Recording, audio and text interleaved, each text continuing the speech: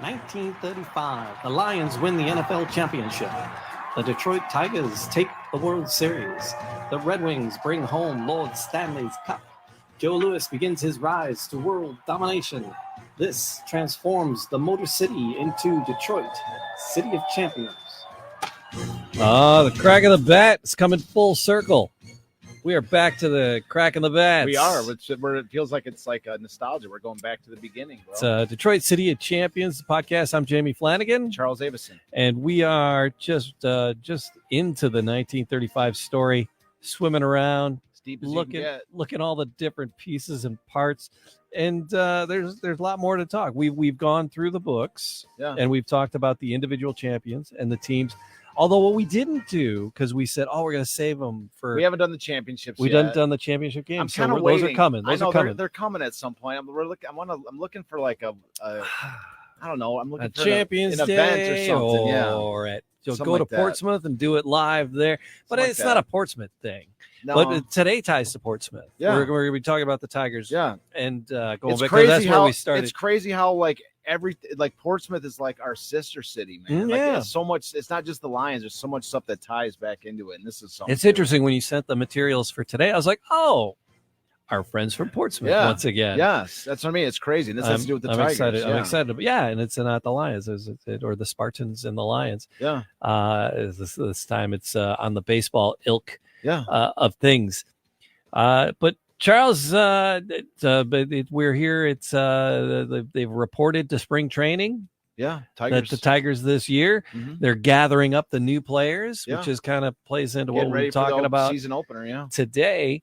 And then just the big drink fest that is opening day. Yeah, it's like there's people who like baseball and there's people who go downtown to drink. So no, I did when I was first. It was one of the I think it was like the third. I was like I think it was 2014 because I was just about to release the third book, and I just released a magazine, I called it Detroit Sports Consumer, and I only did one.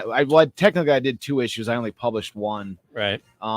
But because the magazine is a totally different beast as far as publishing and cost and all this. And anyways, I went down to I wanted to sell issues of the magazine, so I had a table for opening day. In this little basically like what amounts to like a giant sort of like a beer tent type area. And I mean, I learned so much from that. Like it was because it was opening day again. And it's a drug fest. What I'm trying to get at is when I went into this, like when the game started, I thought that like the traffic was going to die down. Yeah. And it didn't. No. There was nobody there cared about the game. Oh yeah. The game was like maybe it was on the radio or something, secondary. like a sound stage. Yeah. And the traffic only increased, and it was just crazy busy in this beer. It's like this like beer tent area. Yeah. Like they pay people to get in. You have to kind of pay to get in a little bit, and it's like this little. But anyways, I ended up for the second issue, which never got published. I had a friend of mine do the illustrations of some of the things that I saw for that opening day, and he did comic illustrations, and it was like it was crazy. Like there was one girl, like she was looking at my magazine and she turned around and like threw up on the ground. Oh, nice. Like, there was a guy who was like dancing and fell over and landed in some table or something. Like it was talks a little bit about your writing style. Yeah, it's like it was I mean, it was crazy. It was they don't. It's like I say, I was like. So, and it was like a walk-off win too, or something. Like, it was like some really exciting game, and nobody in there gave a crap. No. They didn't give a crap. They're all wearing Tigers gear. They're all like everybody was all there for the Tigers, and it was like it was just a party. Yeah. But the city needs a few good parties here and there because they need something to celebrate. Yeah. Because the city hasn't been rich with champions the way it was in 35 since. And there's another story from 1935 which kind of matches up with that concept. Yeah. Which was there was a I forgot who reported the story. It was a reporter. It was like Bud Shaver, Bob Murphy, one of these guys, and he was telling the story of coming out of the stadium. And there was a guy that was like passed out on the ground. And he was like just like waking up. He was just like kind of coming out of a stupor, right? Did I miss the game? Exactly. The guy had missed the game, And he was like, "Hey man, you all right?" Like the reporter was like, "Hey, are you all right?" And the guy in the ground was like, "Am I at the Tiger game?" Am I at the And the guy, and he was like, "Yeah, you're outside." He's like, "I made it." Like that was like the report. That was the article. Yeah, we're not gonna, obviously we wouldn't cover that on the show as a full on story, but what I'm saying is just like that's like one of these little nuances that happened. The guy, same concept back then, like it was Tiger Mania, but it didn't necessarily mean that it was like people wanted to go watch every second of the Tigers game. This guy didn't have any clue whether they won or lost. He was just happy that he, made it to Detroit and at the ball. He was like, I was at the ball. I was at that game. I was at that game. Yeah. Do you remember it? No, not at all. Nah, not at all. No, I don't remember it, but I was there. I swear I was there. Yeah, it's opening day coming up on April 5 there, Friday. I'll probably go down. I'm really? Yeah, probably. I'm a tourist. Yeah, that tourist. It gets nuts. I'm a tourist. Yeah, why not? Do it. I'm into it. And then just about 2 weeks after that, it's going to be Champions Day. Coming up straight away. Right around the corner, big Champions Day thing at the Detroit Historical Museum. Are they putting some on for it? On the 20th, not on 18th Champions Day proper, but on the Saturday the 20th, because it's easier on the weekend to draw a crowd. They're going to be Mickey Redmond is going to be there, and they have like a walk of fame that celebrities put their hands in. Mickey's going to. I was there for the first one of those walk of fames. I was there when Tommy Hearns put his hands in there. That was the day that they announced that the city that Dave Bing had signed the proclamation bringing back Champions Day. That was cool. Don't call to come back. Yeah. So it's that the Mickey Redmond will be there doing that, and I'll be there, sporting my City of Champions hockey jersey. Nice. I don't know. I've still I know. We'll see what else happens, but we'll see if anybody else is going. I don't know. Sounds like a cool event. I don't know if I might make it or not. We'll see. I said if you were in town, you'd go. Yeah. All right. We'll see. I got my own little. We got some stories behind the scenes for that one, but we'll see. Yeah. So, but my plan is there. I just I'll be there waving the flag. Representing. You know me. If one of us is there, that's cool. As long as one of us is representing. I'll be there waving the flag. As I said, as long as I get on the mic. Yeah. That's it. Get me on the mic for 5 minutes. Yeah. What Mickey, is he like? Is he doing his own little radio thing there? No. I thought he did a radio. There's another podcast going to happen too. Oh, is there? Yeah. So they're broadcasting him putting his hands in cement? No, I mean, that's just the thing that's happening. Oh. And then there's another. I don't know. I'm not exactly sure the itinerary. What's the other podcast? I'm not sure the itinerary. It's in the email somewhere. Okay. Reddit. I mean, we're welcome to record an episode there live that day as well if we want to dig something up and do something. If you're in town and you're available, there's no pressure. You're out of town. This is. We'll see. So anyhow, but I'm going. I was going to tell you that earlier. But I figured I'd save it on the show. Save it for the show, Shecky. That's a solid plan that you got there. I like it. But so we were talking Mickey Redmond and the Red Wings, nothing to do with the Tigers. Yeah, but it's still a City of Champions. They're a beneficiary of it, probably the biggest beneficiary of the City of Champions. Yeah, and the other thing is about City of Champions Day, the Detroit Pistons are really getting on board with the whole City of Champions, and they're using that as a marketing thing for the next season. It's going to be a City of Champions as part of their marketing slogans, really? From what I understand. But they weren't part of it because the NBA didn't exist yet, and the Pistons didn't exist. The Pistons started in Illinois, or it started Indiana, Minnesota. Somewhere. Or the Pistons. I'm sorry. No, I'm thinking. No, it's Indiana? Wayne, Indiana. Yeah, yes, Indiana. They were the Pistons. Yes, Wayne. But they were Pistons in Indiana. Yes. And what I'm thinking of is the Detroit Diamonds, because the Detroit Diamonds were the team that were the forerunners of the Los Angeles Lakers. Right. Okay. Which is crazy to think of, but that's the case. They had you had the Diamonds, and this then is just going off the cuff from my recollections. But right. But this is the domino for that story was that you had the Fort Wayne Pistons, right? And then you also the NBA, of course, was in its extreme infancy. Yes. But what you had was the Detroit Diamonds, who were like one of the worst teams in NBA history. They won like one game. Yeah. And so that team they were so kind of like our guys now. Very much like our guys now, yes. But different in a lot of ways. But the Pistons, but this snarky. No, but because the Pistons of today are like all first round draft picks, whereas this team was just like made up of whoever they could kind of stack up. But what's interesting is that the Diamonds, they were so bad that they got the first overall pick in the draft, and then the team relocated before the pick was made, right? And they went to Minnesota, where and again, this is me off the top of my cup. I'm not trying to be perfect here, but from my understanding, my recollections is that once they got to Minnesota, the team was renamed the Lakers because like Minnesota is the land of 1,000 lakes, right? Okay. So that's why they were called the Lakers. And in that draft, they used that number 1 pick that they got from the Diamonds being so terrible to draft George Mikan.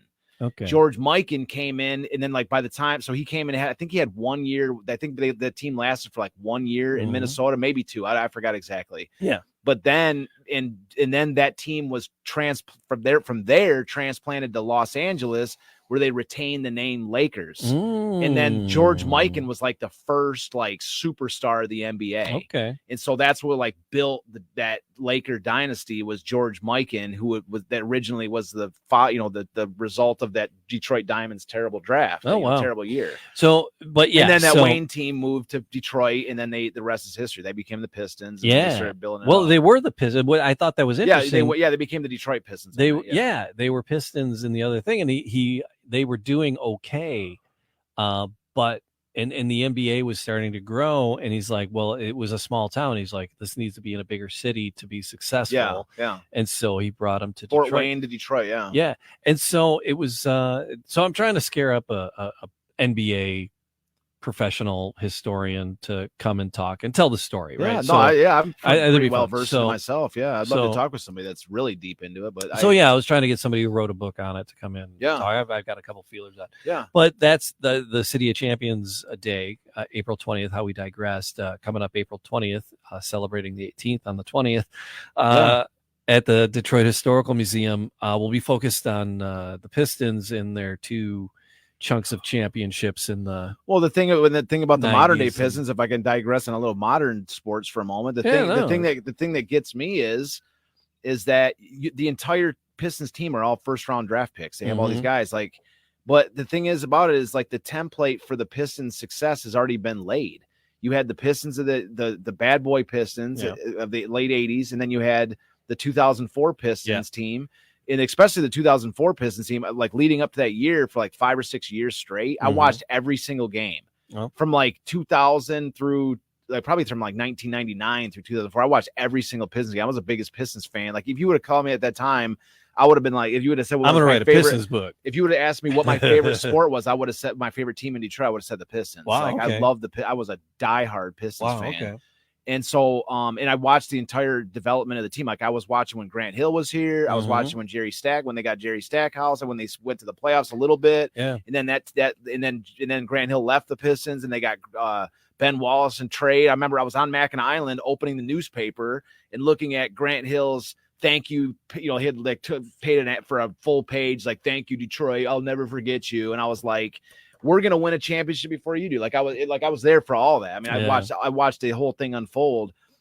And what I'm saying is, what I'm trying to get at is that the template for success for a successful team in Detroit has already been laid. Yeah. I'm not talking about like one team that like was good and then we should do the same thing as that team. I'm talking about two separate eras which were very similar to each other, where you had this like tough defensive minded team of both the bad boys and the 2004 team were both like diehard, like defensive trend setting team where they were like the most dominant defensive team in the entire NBA. And they also had this like timely perimeter shooting. Like that literal it was like almost like a carbon copy of both teams. Okay. They're both the same concept. And so then like that's what's so crazy is that that model was it worked twice in Detroit, and now they've got like a bunch of first round draft picks that they're just trying to like, oh, this guy's good, that guy's good, that's good, let's just put them all together and see and be good.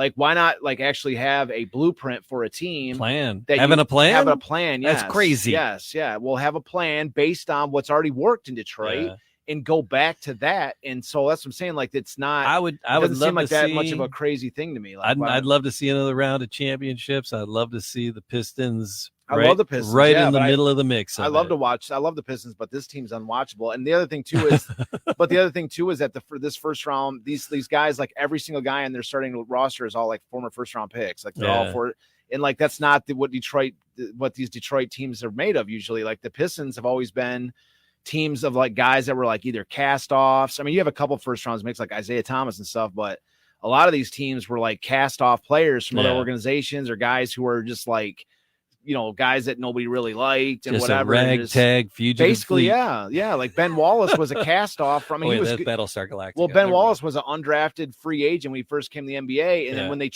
he was a throw-in for the Grant Hill deal, and he ended up becoming the most central figure of the entire Pistons team. Yeah. And so, I mean, you have a bunch of these that's how the Lions are currently constructed. Their whole team is cast offs. You have Jared Goff, their quarterback, who is a cast off. He's a throw-in, is in the guy for just as a salary dump.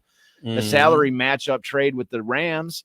You have Amon-Ra St. Brown, who's a 5th round draft pick. You have all these guys which are just cast offs. I mean, even guys that are first round picks like Jamison Williams, he couldn't get on the field barely for Ohio State.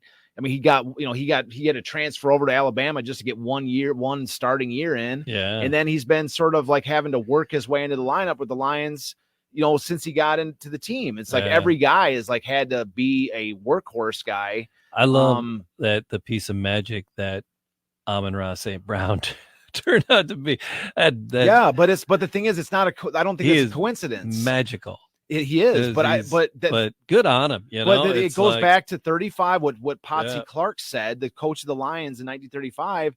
He used to say that money ruins players, and that in essence, the best players out there are guys that have something to prove. That are guys that will crawl through glass to make a play. They've got something to prove. And when you have an entire team of those guys, a team of junkyard dogs, those are the Iron Men. They are exactly. Those are the tough. Those are the guys that are the worst. Nobody wants to play them because they're a bunch of guys with a chip on their shoulder. I'm curious how much of this will come up on Champions Day when we're talking Pistons down at the Detroit Historical Museum. I'm curious. You think we'll be down? I'm curious what the conversation will be down there. But if you hear this before April 20th of 2024. Detroit Historical Museum, come on down. Mickey Redmond will be there putting his hands in cement, and I'll be there cementing something. I don't know. So cementing it. Yeah, we'll see. But today we were talking Tigers, and we were talking foundational. Yes. Tigers, and you were talking about building and blueprints and foundations with the Pistons, and those were incredible blueprints.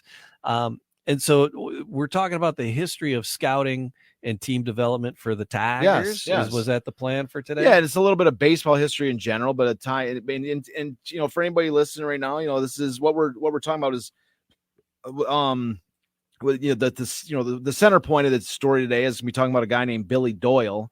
But so what you're about to hear on this show, maybe we should have let off with this, but what you're about to hear on this show is for like literally the first time. I dare you to go on YouTube. I dare you to go and look up on the internet anywhere you see. I dare you to look up a history of the Detroit Tigers scouting and development system. It's not to understand, like, that's what's kind of interesting is people like talk about like baseball, like scouting and stuff like this. Yeah. But the thing is, baseball. I stand by this concept. Baseball is actually sports history is relatively a new subject matter. I know that sports are huge in this country. Yeah. I know it's 2023 and like you can go, oh, well, sports and baseball are like 100 years old. Yeah. Well, think about it like this. It takes 50 years of time before you can begin to start saying, hey, let's look back at the past, right? Sure. So you actually have to have a history built up long enough before you can actually start to go back and consider like, oh, back 50 years ago, when we were studying baseball history. Back in the day until there was back in the day. Yeah, 50 years ago, if you're talking about now, 50 years ago was, 1975. You know what I mean? Like it's so if from 1975 before, that's 1925. So you're talking about, it's actually a relatively new field of study. And again, cursory topics like Mickey Mantle, Babe Ruth, Hank Aaron, like the biggest name stars, those things have been covered to death. There's no doubt about it. The major subjects of baseball and sports history have been covered to death.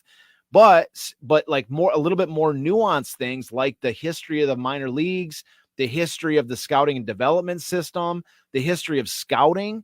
These are topics that are now is the time when these subjects are starting to be just barely scratched at the surface. And today we're going to start scratching at the history of the Detroit Tigers minor league scouting development. And I would actually like, I'm planning at least 3 or 4 episodes talking about the history of Tigers minor league scouting development. But it's just dependent on if we have any viewers that are interested in hearing more, I kind of want to go through the 80s, like all the way through like the 80s and 90s in that, because that's unknown too. And then we might pick up some people that are interested in hearing about the full spectrum of, not just up to the 30s, because a heck of a lot more happened after the 30s. So just depend if anybody's interested, comment in and let us know if you want to see it. Because we are definitely 1930s centric, but the 30s were there was a lot more that happened afterwards. And, if we're on that topic, we're on that track of time. If anybody wants to hear more that, that kind of continue the story up through the modern day, I got, that's what I'm saying. It's like, there's nothing out there on this topic. And I've been studying it as part of my other research topic, which is, the history, studying baseball and baseball analytics. So, I've got much more on the history of the Detroit Tigers, minor league system, all the way up through today. And so if anybody, if people are interested, and Jamie, if you want to talk more about it, if it's a subject that's interesting or whatever, if you want to hear more, it's actually something I'd like to talk more about. So, all right. Like I say, it does expand a little bit outside our normally topic line of the 1930s, but in essence, so we'll dive in now and see where it goes from there. So, I give you full permission to digress. All right, cool. But I'm saying, I got to give you permission. No, yeah. Right. But at the same time, though, but you get the idea, though, is that the long and short of it is that what we're about to cover on this show, you're not going to find anywhere else. Yeah, you're not going to find anywhere else. Nobody taught. It's not a field of study that people dive that deep into, because what we're talking about now is the Tiger, the Detroit Tiger franchise, the infrastructure, what made up, the foundational, the interior of what built the Detroit Tigers, leading up through 1935. And so to start at the beginning, the early baseball history, and I have this other show, the baseball revolution, where I talk about this. I talked about this on I think the last episode I did like 3 months ago, but which was a while ago, but right before Christmas. But in my opinion, the way that baseball was done in the late 1800s and early 1900s is my favorite baseball. I think that baseball this is my opinion, but I think that baseball has in many ways regressed since the late 1800s and early 1900s. That is your premise. Yes. It's been sanitized to death. It used to be this freewheeling, city versus city, team versus team. It was like teams, teams used to, it was like a reflection of your city's success by what level of team that you were able to field and the caliber of team and the competition you fielded. It was almost like created this, people use the word nationalistic, but I don't know what the word for the state version of that is, like a, statalistic or whatever. Yeah. It was like a pride in your city. It was a community spirit to represent how good of a team that your city could field against other cities.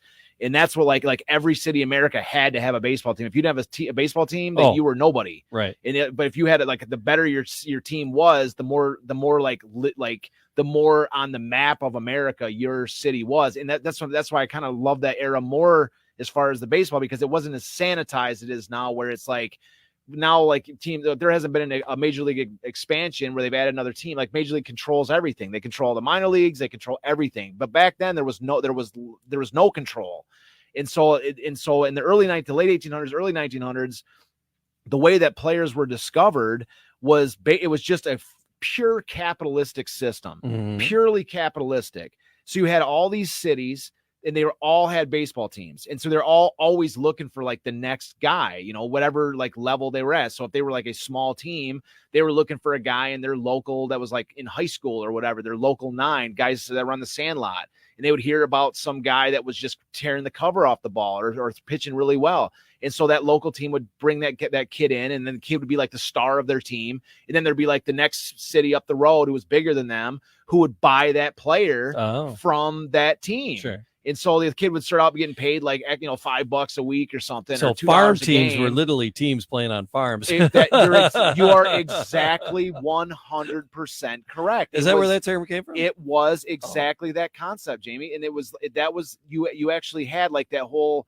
the Field of Dreams concept where you might have somebody that's just running a team off of their backyard. Who knows? Yeah. You have entire families. You have guys that were on the Tigers that came from a family of brothers. But you got a shining star in there, and they would get plucked out. And exactly, they would get plucked out by a city, the next city over that had more money to spend, and they saw that one guy was like the star of that team, and just wrecking other guys in that team, and then so on and so forth. And so they would go from like they would play one more year in this other city, and then the next city up would hear about this guy that was tearing up this other league, right? And they would like, I want that guy, and so each time. The minor league team, they'd be making money by selling their local talent to the next level up. They would be selling them because they would have these kids under their own control, and so they would be selling to the higher level until they got to, in essence, the biggest cities in this country. And then they would just get literally sold to the next big city up was in the major leagues, was the Detroit team or whatever. Yeah. And so there was a very, very famous story about Ty Cobb, in which I think it was the Augusta team he was playing for in Georgia. And he actually wrote he submitted like a fictional report to a newspaper writer that said like, there's this Georgia kid in Augusta who's just killing the minor leagues. He was a great player, but he wanted to put himself on the map he actually wanted to like to raise his star faster than normal. Yeah. And so he like basically from the stories, it's like a sort of an apocryphal story. I don't know if he ever admitted to this, but like basically like wrote into the local reporter and said, oh, this kid in Georgia is unbelievable.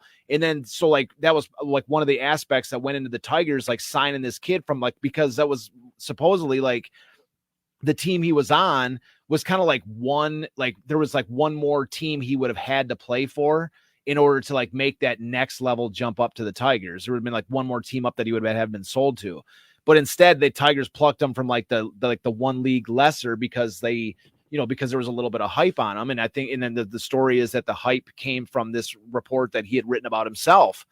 And so, but in any case, that was like, in essence, that's like how these players made their way to the majors. And what's interesting is that, back then, like imagine you're a team and you have like one of the best shortstop of the time was a guy named Honus Wagner, right? So you have this like elite shortstop on your team named Honus Wagner. Yeah. And then a team below you says, oh, we've got this elite shortstop that's this like great player. Do you want to buy him for like 100, like 10 grand or something like this, whatever it was at the time?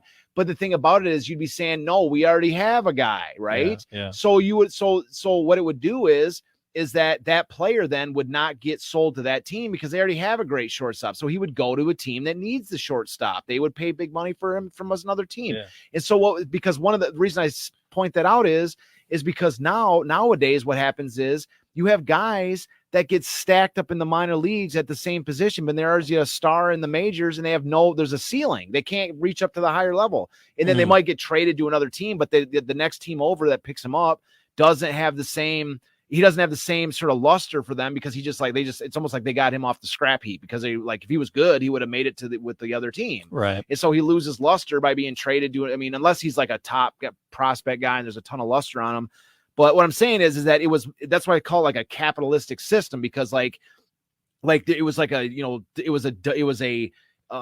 a supply and demand model from the bottom to the top. If you were a guy that can help the next team up, they were going to make a play for you. And it was like, literally it led to a system, which was ad hoc. Sure. it was organic as you could be, but what it led to is that literally the best flow of talent that could possibly be made was actually an actual talent pyramid was evolving.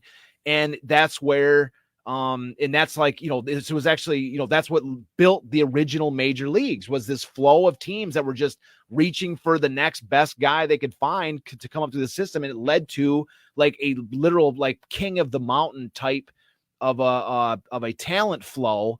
And to me, like I say, that was the baseball in its purest aspect, was like that was the American capitalist system employed in the rise of the national game. And so anyways, as I talked about on the Baseball Revolution show, that all got screwed up. Yeah. It all got screwed up.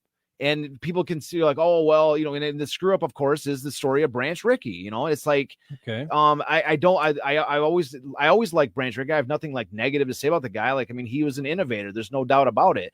But a lot of times they talk about Branch Rickey that, oh, he had this epiphany where he was going to be like a light bulb went off. He's like, if I can't buy my talent for the St. Louis Cardinals, then I'm going to grow my own talent. Like, he had this epiphany, and that's not the case at all. It's not the case at all. If you read that, there's a St. Louis Cardinals book, a history book by what's his man? His name eludes me. He's like the dean of early baseball writers. I'll remember his name, but Fred Lieb. All right. Fred Lieb's book in the Cardinals. It's a rare book, but if you ever want to read any book by Fred Lieb, is like the greatest baseball history book you've ever read, because he was there. Yeah, he was there. He knew Branch Rickey. He was there in the early 1900s. He knew Ty Cobb. He was a baseball writer. He wrote for, I think, the Sporting News, but he wrote the history of baseball. His history of baseball is the most definitive guide to baseball history. There's not even a shadow of a doubt on that score. And so Fred Lieb, in his book on the Cardinals, again, it's a rare book. If you find it, it's worth every dollar you can get it for. And Fred Lieb talks about in the book with the Cardinals that the Branch Rickey system with the minor league development, first of all, Branch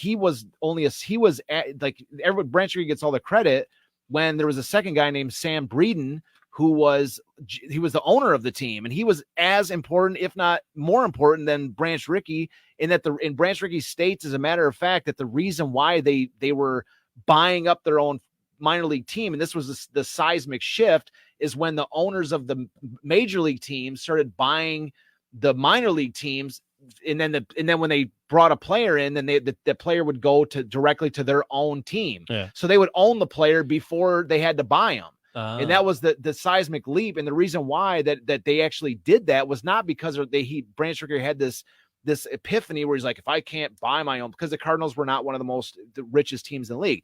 But everybody says like, oh, it's because Branch Rickey said, well, if I can't buy my own players, then I'm going to grow my own players. And that wasn't the case. He even says in the book that the reason why that they started doing that system was because they would have a deal with another team. When in essence, what they would do is they would hear about a guy that was coming through the ranks, but he was just too young for him to make their major league team. They would hear about a guy coming up.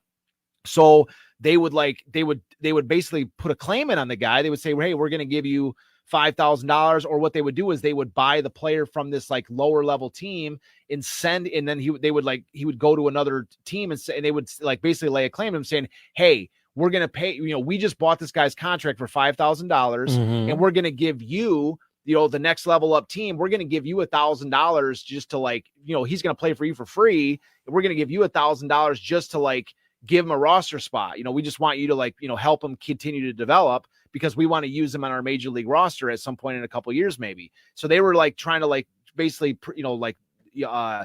by these players, they would identify talent younger than they had, than these previous teams. And so in essence, the long and short of it was they were trying to these minor league teams that they would identify a player, send him to this team that they didn't own, and then that team would sell him for a higher bid to another team. And they'd lost numerous players like that. And so they got sick of it. And so what they did was they ended up buying the teams that they can then stash those players at in order to protect their own guys that they considered their guys. So it was more of at the beginning, it was more of a defensive posture to protect the players at an earlier age. That's how they was for them. They eventually, it got to the point where they were just bringing in piles of guys and saying, "Oh, we're going to grow our own players out of many. We'll find like one, diamond in the rough." Right. But the initial concept was just out of pure necessity. It was that they were trying to protect their own guys. But in essence, what ended up happening, this is in the early to mid 20s. Mm-hmm. And so what ended up happening is that the Cardinals actually became a a great team. I mean, they were a consistent winner. And so in the Branch Rickey Sam Breeden were buying up all these minor league teams because they're like, well, if it worked to having like one team at the highest level, well, let's get a team at the next level down, and let's get a team at the next level down. And teams were seeing that the Cardinals were in baseball is 100% a copycat business. Mm-hmm. And so when they started seeing the Cardinals, who were like one of the weaker financial teams, like, hey, succeeding, they saw them buying up these minor league teams and were like, well, hey, we got to do the same thing in order for us to win. And so all these other teams just started doing it. They were just copycatting the concept. And so, and I have that quote from from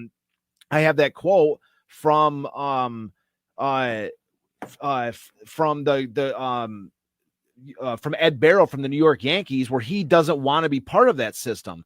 I wish I didn't have it here. I wish I had it here. It's on another file. I can dig it up if I want to, but I don't want to dig it up right now. I have it on. I read it on the Baseball Revolution show, but the concept was that Ed Barrow is my favorite GM of all time. He was a GM that he won a World Series with the Red Sox with Babe Ruth, and then he came to the Yankees, brought Ruth with him, and made him into an outfielder full time. And Ed Barrow was like one of the most successful GMs in history. Like the guy went to I forgot how many times he went to the World Series, but it was like, I think they won like 14 pennants or something like this. I mean, it was some insane number.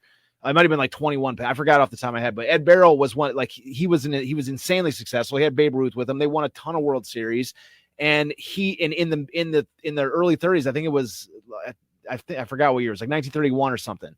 He came, he says it in the book. I can read the quote if you want to get exact, but long and short of it was the Colonel Rupert for the New York Yankees went to Ed Barrow and said, hey, we're going to buy our own minor league team because everybody else is doing it. Yeah. And Ed Barrow was like, what are you talking about? We're the most dominant team in all of baseball. Yeah. What do we need to get a minor league team for? What do we need to do all this for? If we don't do it now. And Colonel Rupert was saying, well, that's everybody else doing it. And he said, Ed Barrow was like, no, he actually says in his autobiography, we specifically went into Colonel Rupert's office and like made every case in the world why we should not do this. But despite our effort, and Colonel Rupert's like, okay, you're right, I'm not going to get a team. And then like a week later, he bought the Newport team. And then the Yankees went to the minor league system just like everybody else. Yeah. And so anyways, that's just a basic introduction to the rise of the what we know today as the minor league system.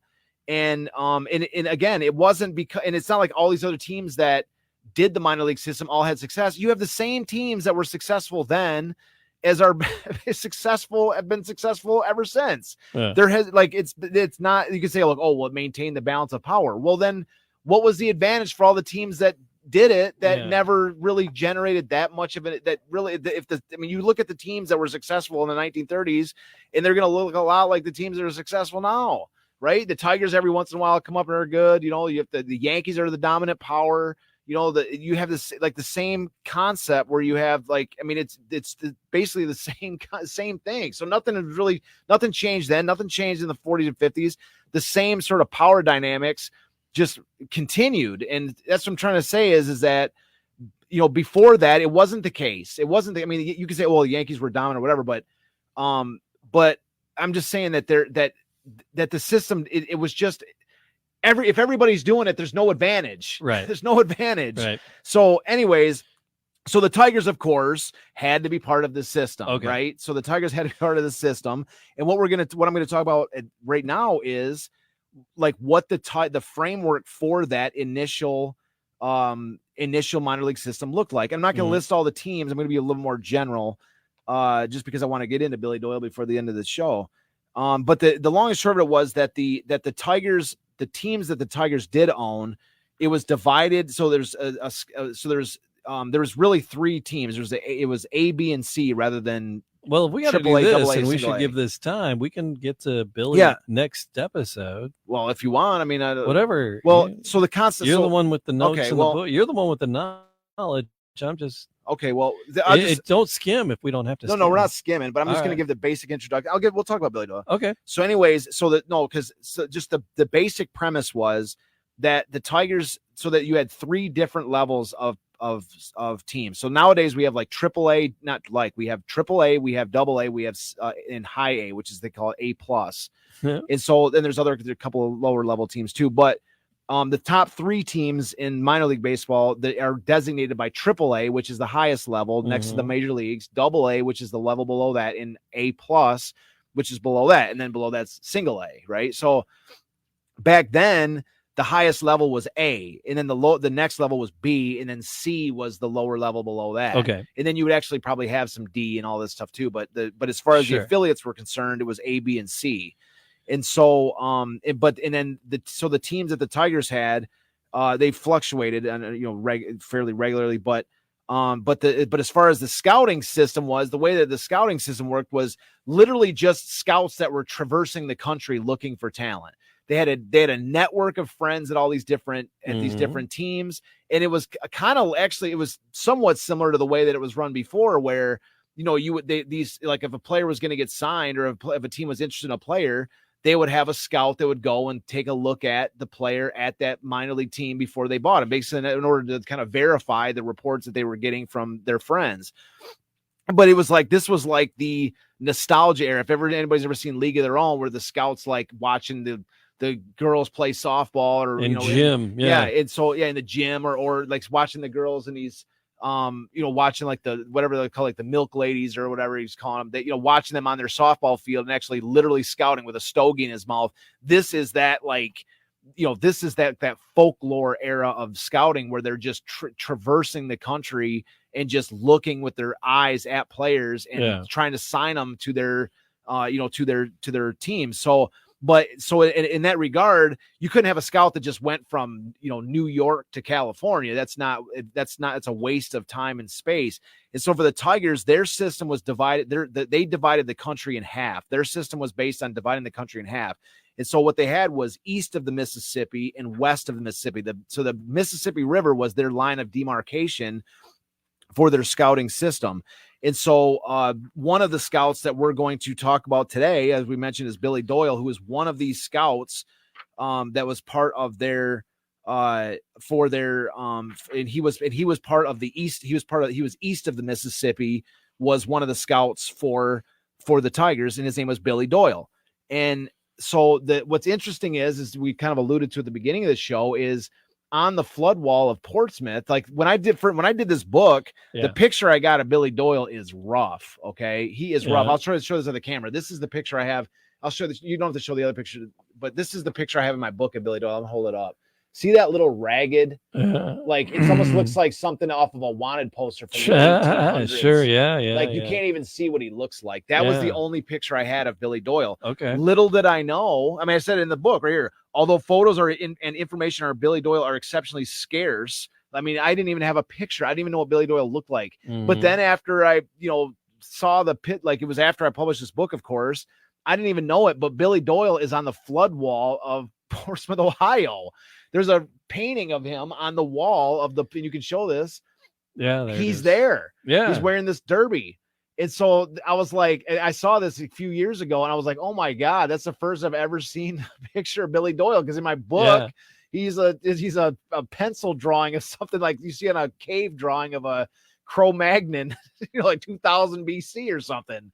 But this picture here, he's got a top hat. And he's on a flood wall. He's like, and the reason why is he was born in Portsmouth. Oh, okay. I didn't have that in my book either. I have his date of birth, which is November 4th, 1881. And if you look him up on Baseball Reference, there's like scant information on him. As I'm saying, like the information, I'm going to read an article about him here soon in a second. This is like the only known information about Billy Doyle, but this guy discovered a lot of guys for the Tigers, man. I'll just go off a list of the guys. So a brief bio. He's born November 4th, 1881 in Portsmouth. And then he died in 1939. So he only lived a few years after the Tigers' first championship. And he died in Pennsylvania. But anyways, he played in the minor leagues. He never made it to the majors, but he played in the minors from 1903 to 1910. And then from 1910 to 1918, he was a scout for 4 different teams. So 4 different teams he scouted for during that time is the Dallas. So he's scout for the Dallas Giants. I have here the St. Louis Browns, That might be a typo. I don't know. Dallas Giants. I don't know if that was or the Dallas Giants. Maybe it was the New York. I don't know. But St. Louis Browns, 1911 to 1912. Cleveland Indians, 1913 to 15, and then Milwaukee Brewers, 1916 to 17, and Philadelphia Phillies in 1918. So from 1919 is when he found stability in his profession.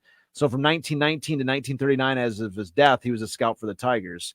And then, so his territory was in the East. And so, his more specific, he was focused primarily on the southeastern seaboard and mid-Atlantic regions.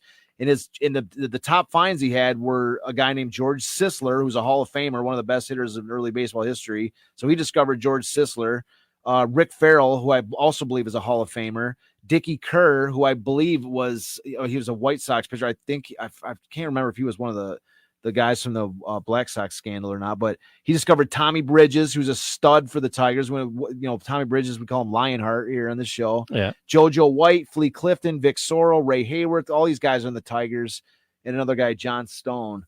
But this guy's discovering major leaguers left and right in his era. And so, he's just this, he's a main aspect, but what's crazy is that until I saw him on the Spartans flood wall, I'm like, holy cow, man. Like somebody somewhere remembered Billy Doyle and made sure to include him on this huge flood, on one of their baseball flood walls. So anyways, there's one more picture we have of Billy Doyle before we read this article on him. Okay. And this right here, I found this is the first time I've actually seen a photo of him. Okay. And somebody was selling this on an auction. This somebody's like dad. This is like from their dad's personal collection or something, but this was an auction. And there's this picture. The guy on the left in the derby is Billy Doyle, and he's with Tris Speaker. Nobody knows who the kid is, but the guy with him is Tris Speaker, who was center fielder for the Red Sox, just a Hall of Famer, just a total legend from the early 1900s. A Hall of Famer, is one of the most famous major leaguers in early baseball history. But they're saying that the guy in the auction thinks that he met Tris Speaker when Billy Doyle was a scout for the Indians in 1913 to 1915. Because I think that was the year that Tris Speaker played for them. But so they must have been friends at that point because they're posing for this photo together. But that's Bill. It's written on the photo that's Billy Doyle, scout for the Cleveland team. So anyway, so that's a photo of Billy Doyle. This is for the first time, like on YouTube or whatever, on a podcast or any baseball channel ever, that there's been a picture of Billy Doyle shown. In addition to the Portsmouth flood wall. And he's, the thing is, like, the correspondent, the thing that kind of backs up that's Billy Doyle is that he's got the derby hat just like he does on the Portsmouth flood wall. Yeah. So that was like his style. That was his look. He's like, he's got the derby. Yeah. This one's a little more of a top hat derby, but it's the same concept. He looks a little skinnier in the flood wall. Flood wall picture, he does. Yeah. They kind of tuned him up a little bit. And then, but that's him. That's Billy Doyle. And so this is like a little, so the story I'm going to read real quick is the only known information really that's like straight up about Billy Doyle. That's like, that dives into him, talking about Billy Doyle and stuff. So this article is written by Bud Shaver in the Detroit Times, April 11th, 1935. Right here. So Billy Doyle, silver-haired, florid scout of the Detroit Tigers, is one of the oldest of the Ivory hunters. That's what they call the scout. That's what Bud Shaver. That's why we call these episodes the Ivory Hunters, because that's how that's how Bud Shaver is describing these scouts. So Billy Doyle, silver-haired, florid scout of the Detroit Tigers, one of the oldest of the Ivory Hunters. Charlie Baird of the St. Louis Cardinals is the only one who ranks him in points of service. For 25 years, Doyle has been riding trains, buckboards, and even mules into the bushes on the hunt for baseball talent. To give you some idea of how long he has been tailing bushers, he had Sad Sam Jones, veteran right-hander of the White Sox, in one of his rookie camps, and Sad Sam has been chucking baseballs in the big leagues for more than 20 years. Doyle even signed Branch Rickey, so he was the original signer of Branch Rickey when that pious gentleman was a catcher who wouldn't play on Sunday, instead become a financial genius of the biggest rookie farm system in the country, the Cardinals. So I actually have this written down right here too. Billy Doyle is the original guy that signed Branch Rickey himself. Oh, that's crazy, man. That's how big this guy is. Few rookies survive. So conditions have changed a lot from the time when Doyle first started searching for ball players as scout of the Cleveland Club. He has been with Detroit 16 years and has come up with such beauties as Tommy Bridges, Johnny Stone, and many others. Baseball scouting today is far more intricate and competitive than it was in the day when one looked over some country boy and signed him to a contract with nothing but the promise of his first pair of shoes. Yep. Hundreds of raw ivory specimens go through the mill of major league clubs nowadays. A full 4-year course is highly specialized and systematized as any training school. Only a small percentage of them emerge to wear big league uniforms, but ivory is getting scarcer and the demand even more insistent. So in 1935, they're talking like scouting is like next level up, sophistication, and this. We look at the 30s and scouting is like being like primitive, like this. And in their day, he's we're like state to the alt. He's like back in their day, like now we're in the highest levels. So that's what I'm saying. So it's all about perspective where you're at. Yeah. So Doyle with Eddie Goosetree, another Tiger Scout. We're going to get to him on another show. Eddie Goosetree, another Tiger Scout, has all the district east of the Mississippi River. Steve O'Rourke and Marty Krug have that vast territory which stretches from the Mississippi to the Pacific Ocean. They operate in similar fashion.